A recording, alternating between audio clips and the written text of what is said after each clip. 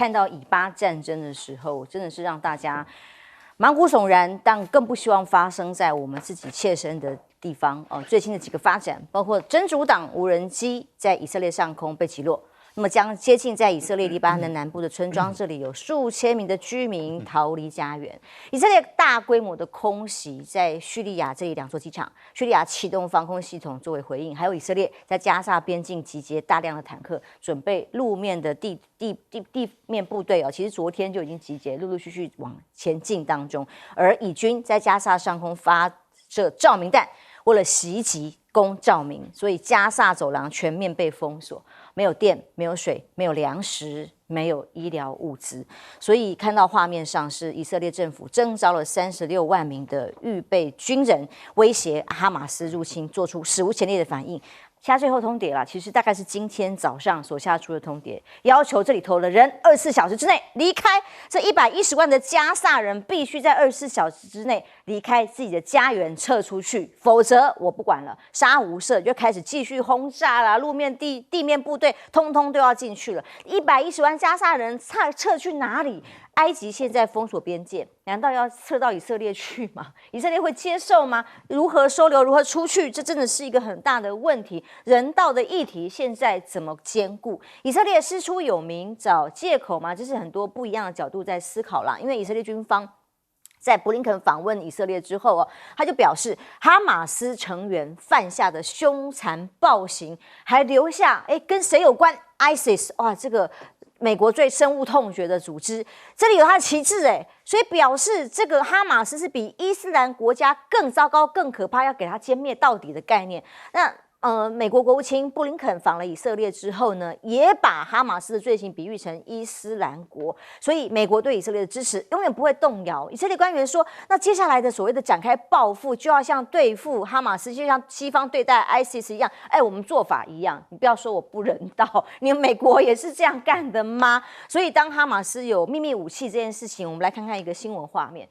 是由这个相关的组织他自己在网络上公布的400公里的地下隧道，里面设满了各种陷阱，然后很多人质可能关在里头。这地下隧道有什么呢？有火箭弹存在地下碉堡，还有很多这个物资甚至食物，可能是透过这样的隧道偷偷的通过去。今天我访问以色列当时的驻在当地的一个代表，曾经我们的大使就说，其实就是因为在818的这个联合公报以后，把他们国土分得像去死一样，所以在国跟国之间，他们自己领土没有办法有通道所以干脆他们自己有做一些通道，地下道用来干嘛呢？本来就是要运物资的，这是不得已被逼出来，就想不到现在就变成了哈马斯集结的地方，而这个地方呢，就长达482公里，地下隧道系统是很难进行接下来的游击战情报也不足，怎么作战？所以美国还派出了 FBI 特种部队执行营救行动，里头的人质包括了各国的人民那其实地下隧道这种战法是美军应该是最害怕。这个曾经有的历史经验，在越战期间，哇，共军的游击队越共利用村庄地道，让很多本来以为很安全的美军伤亡惨重，而且陷入泥淖。这些大型的地下隧道不但储存弹药物资还可以隐蔽式的偷袭美军，可以说是美军的噩梦但现在接下来进入境内之后，加沙走廊怎么打？那我看看以色列无差别攻击现在造成的加沙走廊状况已经非常的惨，来看看画面就知道。看到画面是被以色列轰炸过的6000枚火箭，这是由以色列军方所发布的，随时的不管民宅或者任何的地方，通通都被炸成粉碎。那么还有定点轰炸里头，人口最密集的地点是难民营、清真寺。清真寺更是被说是哈马斯的据点。那除了是哈马斯据点里面，有没有一般人民？当然有，很多的人家破人亡，就在这些轰炸里头，几乎是一个歼灭的行动。那所以才有联合国特别报告员说，这根本就是违反人类罪，加萨的人口正在被抹去。这位阿尔巴尼斯说，对于加萨人道走廊建立的议题没有进展，没有办法正常的让大家离开是因为西方国家无条件支持以色列所造成的。而人质呢，在被获释以前，这个以色列能源部部长是用这样来恐吓，要求他们放人质的，是说只要人质没有获释，就不会有电源开关被打开，不会有水源开关被打开，不会再有燃料车进到加萨，以色列会全面持续封锁还有轰炸。那么英国天空新闻记者连线以色列的前总理贝内特的时候就问说，你把那个加萨走廊整个断电之后，会造成惨绝人寰的状况啊，例如保温箱里的婴儿该怎么办？切断电源，维生系统被关了啊！那以色列的这位前总理就说，他就反呛记者：“你有什么毛病啊？你没有看到发生什么事吗？我们在跟纳粹作战呢，当然不会供水供电给我们的敌人，而这里头只有敌人吗？当然也有平民百姓，以至于现在以色列的民调里头显示，因为本来他的政局就很动荡嘛，大家知道的。”民调里面最显示出来，却有56%的民众跟民意要求他们现在总理纳坦雅胡在战后必须下台负责，就代表从战争的引发到现在后续的处置，民众并不满意。杨教授怎么看现在以巴战事最新的发展？24小时之内要撤出110万人，这真的是 Mission Impossible。这个讯息不完整了哈，真的吗？他是没有错，今天下午的讯息，他是要求也得到以色列的军方证实。24小时，他没有讲24小时，他要求在加萨北部的110万人要往南移，往南移而已，不是离开。他现在等于是切割式的嘛，他要先针对北部的可能的这些都市，尤其加萨市是在北部，所以他们要求你移到这个加萨河以南。可是各位，如果是24小时，110万人，这个光移动本身就多么违反，就是说人道啊。会产生多大的这个冲突？车子都开不动吧？你路都走不了，你看看那个路轰炸成这个样子，对不对？所以，但是这是得到以色列军队证实，这表示什么？他将会在接下来的数小时到几天之内，他就会挥军进入到加萨的北部，也就是这样子。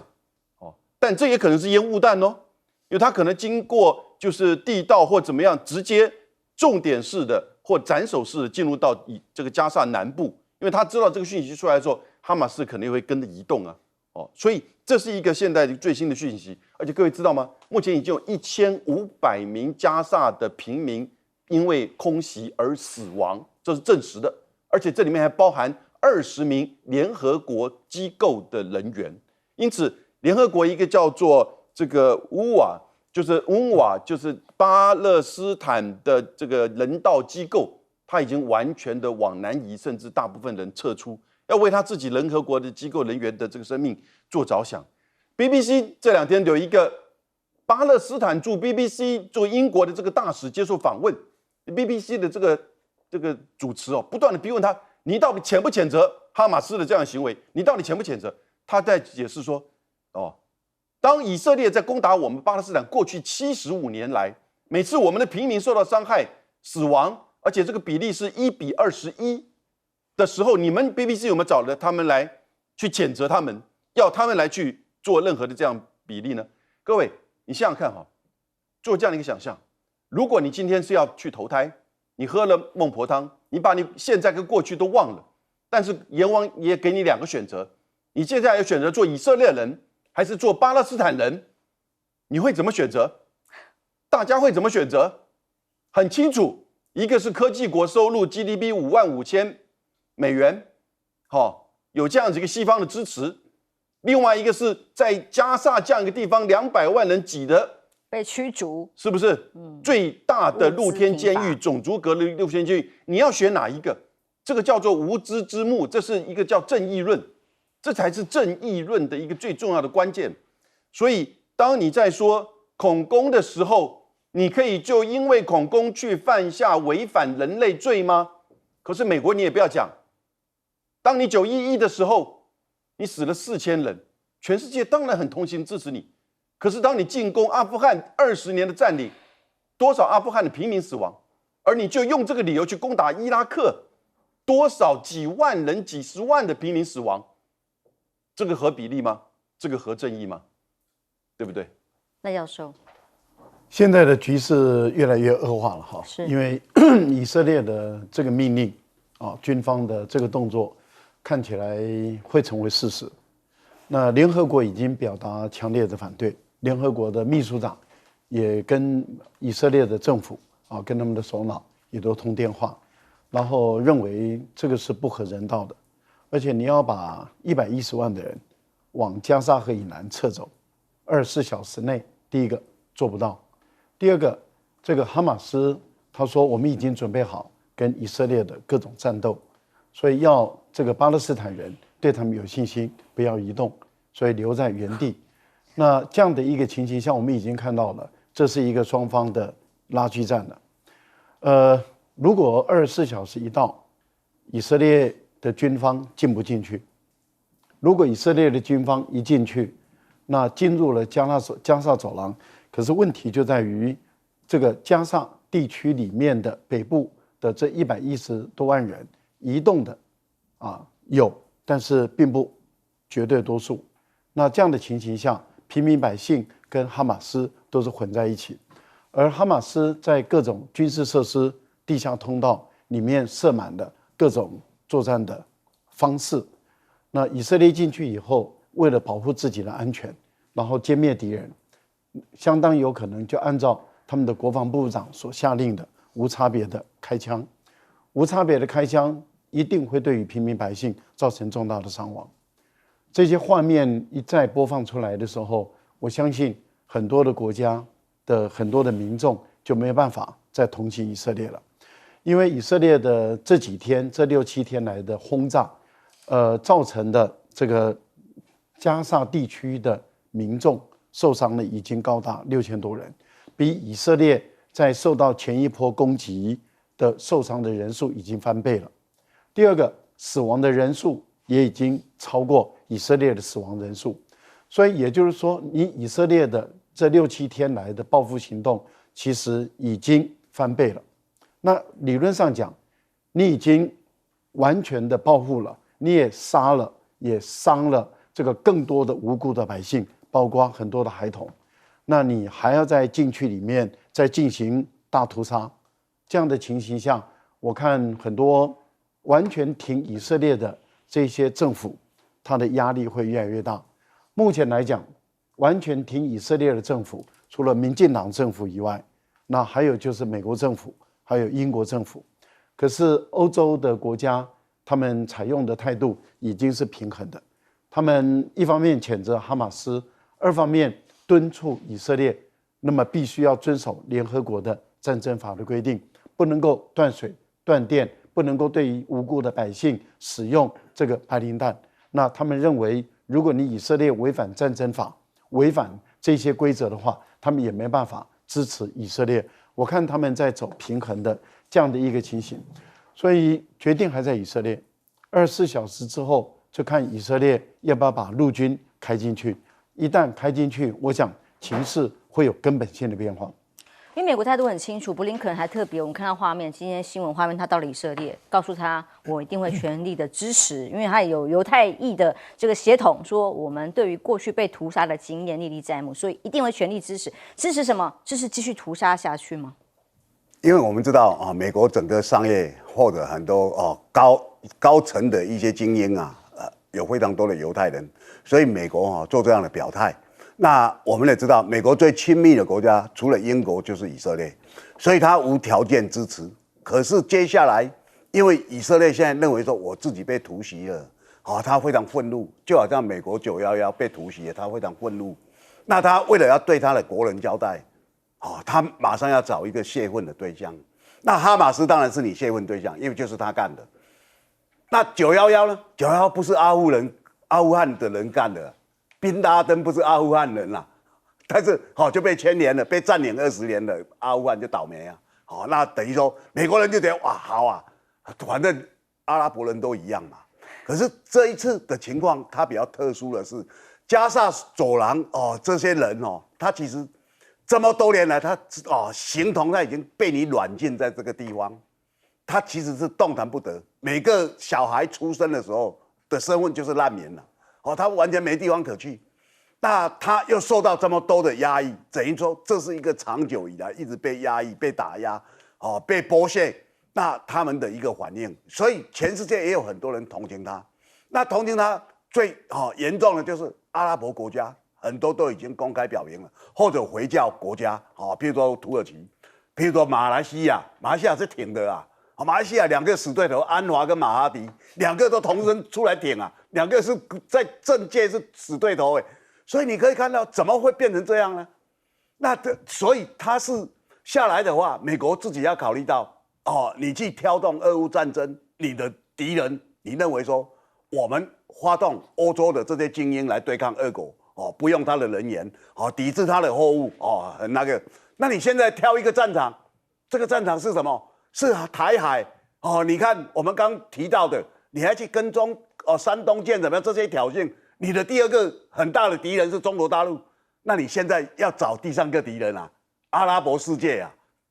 那美国撑得住吗？所以美国自己也要考量。那我觉得说这一场战争其实让大家可以看到了，所有战争无所不在，而且都是马上就会发生的，都是料想不到的。俄乌战争也一样以巴战争也一样，台海呢？如果照民进党这样搞法的话，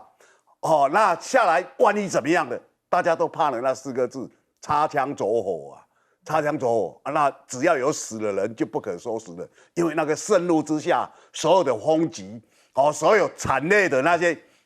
战争就会马上就发生，那绝对不能停止的。我们金门人最知道地道是怎么用的，各位朋友，整个金门地道从金门高中走到车站，几公里我们都知道怎么走，你就知道，那种战争里面你在地下里面行走，为的是什么？为的是躲避，或者是为的是埋伏，那些东西都是很幽微的。台湾千万不要走入战争。当然，西方观点是全面谴责巴勒斯坦这一次的攻击，但是以巴战争里有一些不一样的角度的声音也正在发生。比方说在哈佛有34个学生团体联署呼吁什么呢？以色列要负责，华尔街高层因此就对这些学生喊出来，请你公布名单，以后我们永不录用。为什么？说以色列要负责，为什么？他声援巴勒斯坦，他认为巴勒斯坦是长期受到压迫，有人道的主义的这个疑虑，所以他们认为以色列也必须要负当中的责任啊。结果国际律师事务所的工作丢了这不同的声音现在在西方世界其实是不太被容许的。主流的意见当然就是要谴责巴勒斯坦哈马斯啊，但是加萨走廊整个被报复轰炸的这个画面，刚刚我们也看到了之惨烈。还有一位知名的作家，是英国的作家，他说西方的国家是长期默许支持以色列，才会造成今天的结果。巴勒斯坦长期是成为一个被灭族的这样的行为，所以让以色列，他的形容词是什么？让以色列步上了纳粹德国的后尘，在盛怒之下要报复。现在的行动被形容是纳粹一样的做法吗？当然不是说就是要来杀纳粹的吗？2019年过去，在以色列选举期间，前以色列的国防部长就在一段影片里面细数他担任以色列军区领袖的丰功伟业，包括要让加萨地区重回石器时代，现在是完全做到了。2016年，时任以色列副参谋总长的这个戈兰也说，以色列的国家发展就像2战前的德国，所以所有的这个退役将领都来形容以色列越来越像纳粹德国，这是让人痛心，也不是好事，但是是事实。这个是来自于以色列自己的说法哟。所以现在看到平民老百姓的伤亡，左边一个是巴勒斯坦母亲的伤心，右边其实以色列爸爸很伤心，这2个地方的老百姓都是受害者。听听这段画面。الولد اختفى بايديا معك الولاد وين؟ حدا يطمني بكفي يا عالم بكفي ظلم احنا ناس غلابة اقسم والاولاد ماتوا بدون ما ياكلوا يشهد علي الله الاولاد ماتوا بدون ما ياكلوا And I went yes and smiled because that is the best news of the possibilities that I knew. And if you know anything about what they do to people in Gaza, that is worse than death. 巴勒斯坦刚刚这位母亲，大家听的都很鼻酸她的孩子是在整个加沙走廊被封控了之后，是连饭都没有得吃就送了性命。那所以现在很多其他的国家有不一样的观点，包括土耳其，刚刚已经有我们教授提到了，土耳其总统埃尔段就认为，美国把航母打击群移到以色列来，这将对于加萨地区造成严重的大屠杀现在还在进行当中，土耳其已经准备好要做双方的斡旋，确保局势稳定，不要再杀戮下去。什么时候才是到头啊？什么时候才报复的够呢？那么伊朗的总统也致电叙利亚总统沙国王储，呼吁要挺巴勒斯坦。沙烏地阿拉伯反对任何形式攻击平民，阿塞德也是一样的说法。而莱西说，所有的伊斯兰国家、阿拉伯国家，所有自由人士必须达成合作，阻止犹太复国主义政权对巴勒斯坦的压迫所接下来可能会犯的犯行。而中国呢，现在呼吁是王毅呼吁召开国际和平会议，为两国方案制定路线图，重点是不要再杀下去了吗？但中国现在晶片被说，哈马斯这次为什么情资战上面完全没有被发现，就突然莫名其妙的展开了攻击，连以色列都被杀得措手不及。据说居然这个手机是华为手机，还有电脑啊，这些资讯系统是关键吗？那么韩国哈马斯的领导人们都说，用华为制的手机、平板电脑才会没有被西方给监控到相关的资讯。那么华为活跃到以色列，现在还被美国媒体来谴责说以色列提供了中国先进技术，才会造成养虎为患，才能够躲过以色列的情报网。那么外传在这个华为的通讯系统里头，让去年披露过的华为在以色列研发中心不仅没有在中美对抗里面挂掉，还高薪继续抢财啊、扩编啊，工程师都来自于美国的顶尖企业。所以在这里发挥之下，让哈马斯得到了一个完全不被监控的情报系统吗？当然有很多晶片技术一再的在中国方面被发布，包括清大发表的全球首颗异组器一体晶片，那么说是效能可以提升75倍，耗能才1/35，或者是 Bloomberg 报道的安谋科技中国的高管离职之后，帮深圳正在筹组的晶片设计公司，这是来自于英国的晶片设计。当然，中国的前景就增添了很多不确定性，那也有很多可能的发展。德国宝马价值4000亿元的电池大单落地中国，那么陆媒说这下赢啦为什么？因为接下来这些技术上面有可能在中美对抗里头能走出自己的一条路。杨教授，我觉得这个时候去怪华为在甩锅吧。你以色列的情报组织摩萨德过去是丰功伟业多厉害，结果现在你完全是没有任何的讯息，你现在在甩锅给责任，说因为他们用华为的手机，拜托，所以全以色列人，包含这个巴勒斯坦人都用 iPhone 吗？对不对？而其实这就是黑华为、黑中国，也就是国际媒体最后的目标，其实还是看的是针对中国、针对华为的这些科技。美国的这个权利，他最重视的还是中美的这个对抗。所以到目前为止，这个从不管是哈马斯到巴勒斯坦这个情况就告诉我们一件事情：这个国际社会还是以权力为最重要的核心的。你要有 power， 对不对？今天的巴勒斯坦到现在为止，因为它是弱势，极度的弱势，几次战争都被打趴，而且是在美国的协助之下，以色列才有这样子的成就。从独立战争到6日战争到这个赎罪日战争，都是如此。这是个权力的展现，而那些华尔街大亨也是一种权力的迫害。哈佛大学，你把名单交给我，哈佛大学当然不会交，哈佛大学但是也做切割，说跟我们学校立场不符合，一点 guts 都没有，对不对？但是这是什么意思？他为什么把这个讯息公开？这些华尔街大亨要透过这样一个讯息，告诉这些美国的年轻人，你不要去胆敢反以色列、反犹太，你就没有未来的好工作。因为在华尔街，在这些律师事务所，在政治的高官，美国都是犹太人为主。那美国的政客都已经变成以色列的律师了。在整个游说的情况之下，有少部分民主党人当初要提两国方案的法案，在美国国会里面呢，通通被压下来，对不对？所以我觉得现在讲到底以色列它怎么克制，然后呢，它设立什么目标，会不会见好即收，这都讲得太乐观了。因为所有的这些，不管是土耳其、伊朗、沙特、沙烏地阿拉伯，都已经在担心，现在这个情况，它不是将来在反以色列，它其实在对美国、对西方在中东的角色已经忍无可忍了。更忍无可忍的应该是老百姓看到，不管是以色列或者是巴勒斯坦的民众，他们这么惨，那么继续的战争下去还要多久？休息一下，马上回来。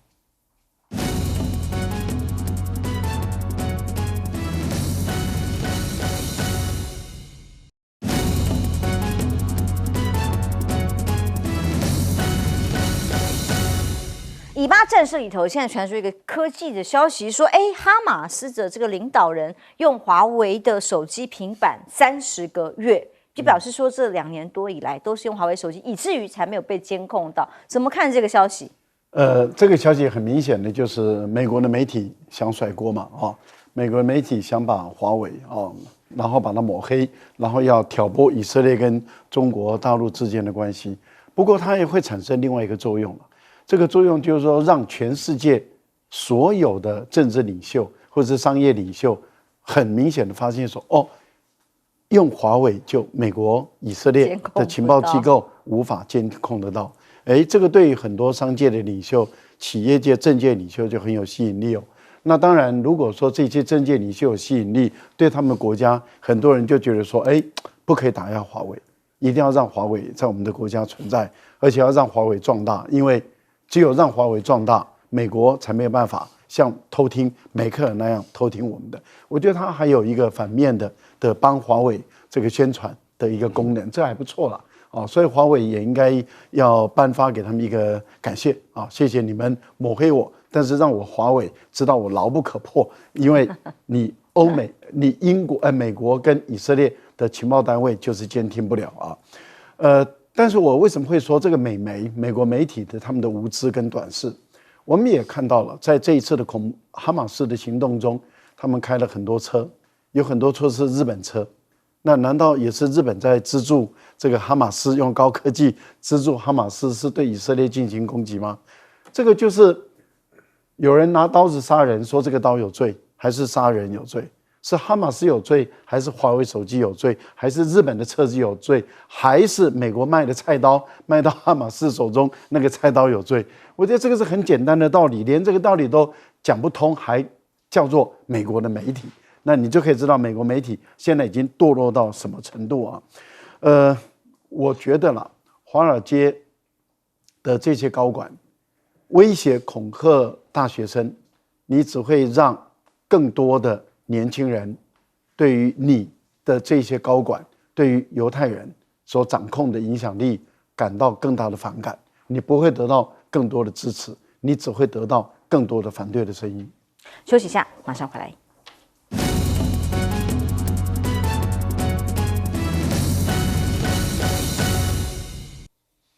欢迎回来。现在西方观点当然是主流，但是在华为手机被哈马斯的几个领导人使用，也成为一个话题焦点。其实美国当初去抵制华为就说华为会被偷听，会被中国大陆偷听。那其实他真正的理由是华为没办法被美国偷听，就所有的手机他都有办法偷听，就是华为没办法。就简单讲，他没有后门，那没有后门让美国的军方的安全人员、情治人员他没办法去监听的话，他对他来讲很不安。那他这次又释出了这消息说那些哈马斯那些恐怖分子就是用华为害我们监听不到，正好说明了这件事情。而且他还加码，他讨厌的人都把他带入，他们用的武器就是北韩的。这2天是不是就是北韩的武器？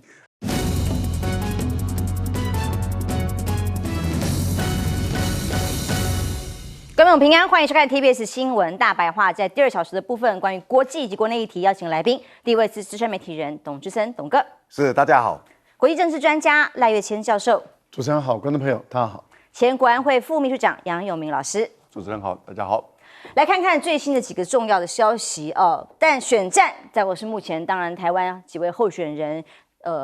全台湾爬不透透要做的这个议题。赖清德上一节我们已经提到了，他到桃园去，除了在讲要和平之外，他去参香还强调和平是做总统的使命所以不能为了和平就牺牲尊严。那么怎么样才是尊严呢？尊严对等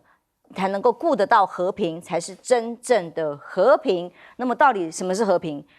以巴冲突、俄乌战争，那么这些现在美方把我们跟以色列或者是跟乌克兰摆成同一个等级了，所以台湾人需不需要担心台海的状况呢？听听韩国瑜的说法。3天以前，没有人敢相信以巴会一夜之间，居然巴勒斯坦的哈马斯会挑战以色列，而且现在双方打得这么凶，那再翻到海峡两岸，所以我们过去很多认为不可能、不会发生、放心等等，今天国际情势太多 surprise， 所以我们放到台海之间，身为台湾的政治人物，怎么能够不小心警惕？所以赖副总统他想要当总统，那么有没有办法真的让台湾找到真正的和平？这件事情兵凶战危却是台湾人最该担心的。那么其中在以色列的这个事件里头呢，有一些海外的急难救助哦，我们当地的不管是观光客或侨民想要撤离，那么有一些怨言哦，网络上面很多传言是说他们并没有得到帮助，甚至专机也派不到，打电话去求助，说你们自己去想办法等等的。外交部就说这个是叫认知作战，打击同仁的士气，甚至还有一位东吴大学的助理教授跳出来讲话哦，他说媒体造就了大家的巨婴心态，台湾暂时不派专机撤侨，也没有需要你们，大家自己想办法。大家不要忘记，他说过去这个发生在日本的领事馆哦，有外交官被污蔑。到最后轻生的消息是谁造成的？恐怕是我们的大使自己造成的吧，或者是网军造成的吧。那现在如果说侨民想要回国，或者是观光车在当地受困需要帮助的时候，难道政府不该帮助吗？我们看看其他国家就好，各国都派了专机。其中在美国的部分，公民因为27个人死亡，所以他出动专机去撤侨。那么这专机难道这叫做超级巨婴吗？如果说希望有专机去协助救教巨婴的话，其他国家是怎么回事？那我们政府又该做什么？路透社报道哦，中方在邀请美国军方一起出席一个会议香山论坛的时候呢，那么希望有一些可以对话的空间。但是美国受邀的派出来的人选，最后出席的不是国防部长，是其他的代表。那么当然，因为李尚福现在还下落不明哦 ，Austin， 所以干脆不去了吗？是这样吗？哦，那中央军委联合参谋部的参谋长刘振立现在在路透社的报道里头说，有望接替李尚福，在香山论坛里成为新的国防部长。但中美在军事上面的像这样的对峙的画面越来越常见咯。这个是12号的时候，由美方很罕见第一次公布的消息，说解放军苏35啊，在南海拦截 P8A， 还飞越了台湾海峡。那这个新闻是在1个小时之后，中方也发布了回应。那么美国海军学会其实在网站上发布的这个长篇报道里面，就讲述美国海军 P8 在巡逻机南海巡逻9个小时的遭遇，起飞2个小时就在靠近南海边缘的空中遇上了这个加油完之后往西飞向西沙群岛，结果呢就发现苏凯35战斗机再来监控，甚至有拦截的这样的现象。这架 P8A 就在下午1点半左右，西沙群岛永兴岛附近遭遇苏35的拦截。那么枢密院10号称美国媒体说的 P8A 在南海遭解放军拦截的时候干嘛呢？他正在跟监的就是山东舰，是不是？有这样的行动，因此美国海军学会当时一开始还把苏35当成歼11啊，美国海军还去背书啦。当然这一次披露之后呢，后来中方也立刻回应1小时，说这都是子虚乌有、虚构，甚至有污蔑的嫌疑。所以美军飞越台湾海峡，共军的东部战区回应是说，是组织战机跟监。这个美军派遣了一架 P8A 的反潜机往南向北通过台海之后，海峡中线以航机画出了一条中线，似乎在向中国大陆表达不要轻举妄动。所以解放军东部战区批美方是公开的炒作，表示已经组织战机对于美机过航行动跟监警戒，依法依规处置。双方这种对峙的情况越来越多。董哥，当我们在讲台海和平的时候，赖清德讲得很轻松啊，很轻巧啊，那所谓的尊严跟和平，他到底做了什么呢？其实我们知道哈，因为台湾去年的9合1选举，很明显的哈，因为很多民众觉得民进党带来台海的不安嘛。那大家也知道，去年最重要的国际事件就是俄乌战争发动了。那台湾人民被全世界当作这里是一个很危险的地方。然后我们也知道那时候一个氛围就是兵役4个月要延长为1年。那这个跟整个台湾社会的撼动。所以对民进党来讲，要选择战争还选择和平，去年选举发挥非常大的力量票投民进党，青年上战场，大家朗朗上口。那赖清德今年他不想再有这样的氛围弄出来，所以他赶快去讲，我们要有和平啊，那这个和平当然大家只要对照一下，马英九当8年，蔡英文当7年半。马英九8年，有任何人在提台海的不安全吗？没有啊。为什么？因为我们不去挑衅嘛。那民进党从蔡英文当总统以来就一路挑衅，那赖清德当然从过去挑衅到现在。那我们看到了，其实和平，现在变得大家觉得越来越重要。为什么？因为有俄乌战争，又有以巴的战争，对不对？那都是在眼前发生的，你电视打开都是国际媒体天天在报道，你那种氛围跟感觉，你会觉得说，下来会不会轮到台湾？没有人想到嘛。韩国瑜讲的对啊，3天前谁想得到？没有人想到7号他突然攻击啦，那攻击以后大家哇措手不及，怎么？大家都知道两方的兵力是悬殊的，以色列有美国做后盾，自己的武器又这么精良，那哈马斯这些人胆敢突然来突袭，打死那么多人，虏获那么多人，这自寻死路嘛。可是你会想不到，他战争还是发生了嘛。所以可以看到，这种猝不及防的，可能一时的一个念头或一个气氛，他就发动攻击了，那死亡是没办法再恢复的。所以当这些都会造成了大家对战争的害怕，对和平的需求。赖清德才皮里扬秋出来讲，哎呀，我总统的使命就追求和平。是，那为什么民进党执政兵凶战危呢？你要先讲啊，你也是执政团队，你也是当过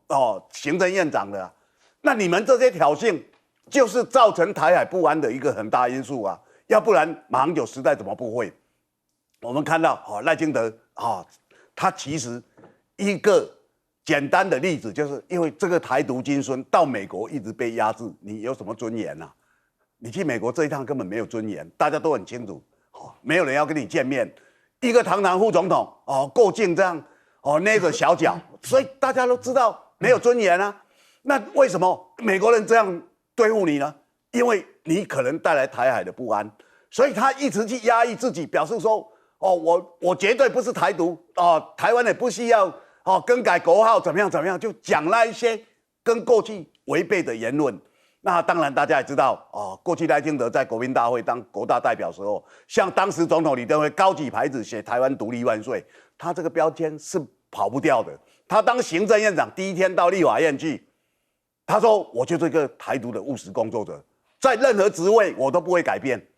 那当然了，任何职位包括什么职位？包括副总统，包括总统候选人，你都不会改变了两岸大家很清楚，会带来台海不安。它只有一个原因啦，就是台湾这边搞台独，大家都很清楚，美国也很清楚。那赖清德给人家这种印象，现在为了选举讲一些取巧的话，我相信台湾民众大概也很难接受。所以你讲的再多，你过去做了那么多。大家其实对你的不信赖，那已经成为定型了。我觉得赖清德，他现在讲这些都没有道理。但是我们也可以看到，民进党带来的不安，其实在台湾人民心中已经有一个很大的阴影。南教授，我们会不会变成下一个战场？大家都不愿意。但是我们看到的是，我们侨民在以色列战场发生的时候得到了帮助，难道很有限这件事情不能够被检讨吗？美国已经在撤侨了。美国是超级巨婴嘛，对不对？我们在以色列的这个侨民或者是学生、这个经商的台商并不多。那我们在以色列的代表处其实算不小，怎么可以这样一个态度？这么突发的一个这个全世界关注的危机事件，说你自己上网去订机票，然后之后外交部说，这是牵扯到个资，我资料给你，怎么会是个资呢？你是政府单位耶。对不对？跟你求救应该的不是吗？你等于是你来去帮忙去协助，那你是政府单位，你怎么去卸个资呢？对不对？你又不是民间的企业，用这种方式来回应，我觉得太没有道理了哈。我这边讲一下，当蔡英文在国庆日的时候，他的演讲，各位还记得吗？他那个台湾讲了36次，然后中华民国讲了5次，中华民国台湾讲了2次，然后呢，他这个维持现状从头到尾不断的讲。维持现状，维持现状。那我现在看到赖清德有讲的尊严和平，尊严和平，非常文青式的词句，好像在唱 rap 一样。维持现状，维持现状，尊严和平。请问，当你去见这个裴若曦、麦卡锡的时候，造成了这个军事演习，是谁的尊严？是谁的安全受到影响？然后呢，当你在说台湾 National Day 台湾国庆日的时候，你觉得有尊严吗？你觉得会不会因此影响到两岸的稳定呢？所以其实是为你的权利、为你的选举还是说真的是为这块土地的安全与稳定的正确有智慧的政策呢？很清楚嘛，对不对？然后呢，我们再讲到这个香山论坛呢，其实这就是一个讯息了，也就是中美之间呢已经碰到了一个一直以来这一年没有碰的，也就是军事上的对话，而且是很关键的。那这个香山论坛2006年成立到现在，美国据说现在可能会派在这个北京的大使馆的武官，去年他派了一个副助理部长，那这位副助理部长在不是去年上一次开香山论坛几年前的时候，那他已经下来了，他现在是民间人士，那这次他也被邀请了去，所以其实某种程度的一轨跟1.5轨，也就是说做过官员，然后呢参与这样子一个重要的官方的会议的时候呢，其实代表中美之间有这个联系。可是我就必须要讲，中美之间，尤其是美国，在现阶段在台海四周的这些军事，一定要谨慎克制，因为会影响到台湾的选举。尤其像这一次的，就是说这个 P8A 2个事件嘛，一个是在南海，一个是在台海。台海呢是美国的第7舰队在12号的时候，他很少会去公布，就是说，我们的 P8A 的侦察机飞越台湾海峡，从南到北的这样一个讯息。那这个讯息呢，引起了这个共军这边强烈的就是质疑，下一次的如果再这么做，会不会有发生意外或者是怎么样一个冲撞事件？那会影响到什么事情？影响到台湾内部的选举嘛？所以这个时候就不要再另外新增加因素。那我觉得，既然你在香山论坛这边可能要另起这个平台去做沟通，那彼此之间呢，特别针对可能会发生意外冲突的台海周遭，一定要谨慎，更谨慎。那我们自己一定要了解，真正尊严的和平是什么？是真正全体人类台湾的这个人民能够维持在这边这个继续的稳定的生活的尊严的和平。赖老师在美中看起来军事的沟通管道避险机制还没有恢复的时候，随时像这样擦枪走火，只能靠新闻稿在互相喊话。我觉得随时都有可能发生。也就是说，从去年的裴洛西来到台湾，那中国大陆认为美国人出尔反尔，因为在裴洛西来之前，先有一个新加坡的香格里拉会议，那中方跟美方就建立了一个军事的热线。过去的军事热线从国防部长等级、参谋长等级，在去年的时候建立到战区等级，所以等于是中方有意愿跟美国管控危机。结果这个热线一建立以后，美国人就玩这个2手策略，那也就是说一套做一套。我一手把军事热线建立起来了，我另外一手就支持台独，裴洛西就来到台湾。那中方就很清楚的知道，你美国人在耍大陆，你在搞说一套做一套，你在搞这个去中国化、去中国内涵、去这个一个中国的内涵这样的一个做法。所以大陆马上紧急的就把这个热线全部都关闭，这一关从战区一直到国防部长。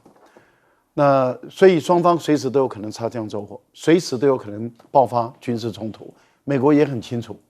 所以每一次美国的战机到了中国的海域，例如说在南海或者在台湾海峡，其实美国都提心吊胆，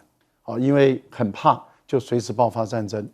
那现在的香格里拉会谈中，美国主动的对外宣布说奥斯汀不去，可是当记者问，那中方邀请谁呢？不说。我的判断是根本没有邀请美国的国防部部长，而且甚至连美国高阶的将领搞不好都没有邀请。那也就是说，中国大陆把它定位就是香山论坛是一个智库，所以美国来的学术议题聊一聊，还是学术议题，还是1.5轨，甚至到2轨，连1轨的正式的会谈都没有建立，也没有恢复。那在这样的一个情形下，美国人为了维持颜面的问题，就说奥斯汀不去了，那也不宣布其他的，因为每个人在问说到底邀请谁。美国的五角大厦就是不公布，这个有什么好不公布的？这又没有什么伟大机密的事情啊。不过我倒觉得这一位东吴大学的助理教授还年轻了，但是如果年轻，然后就不顾一个国家的政府要保护海外侨民的安全，跟我们台湾的民众在海外旅行的时候，他的安全受到威胁的时候，政府当然有责任要保护他，要把他第一时间接回来。美国政府就是这么做，而中华民国政府不这么做，而这一位所谓的学者竟然还谴责说台湾的媒体制造了巨婴。那也就是说，这一些旅行到以色列的台湾的民众是巨婴，是被过度保护。我觉得这样的态度是不对的。最后一个，我倒觉得赖清德，你的台独挑衅了两岸关系，蔡英文你的4会9·2共识挑衅了两岸关系。那由于你挑衅了这些，你破坏了现状，这个现状被破坏了，台海中线没了，防空识别区没了，你赖清德过境的时候被递归的处理，一点尊严都没有。所以不要在那边妄谈尊严，你把台湾的脸都丢光了。战争当然是一件严肃而且很残酷的议题，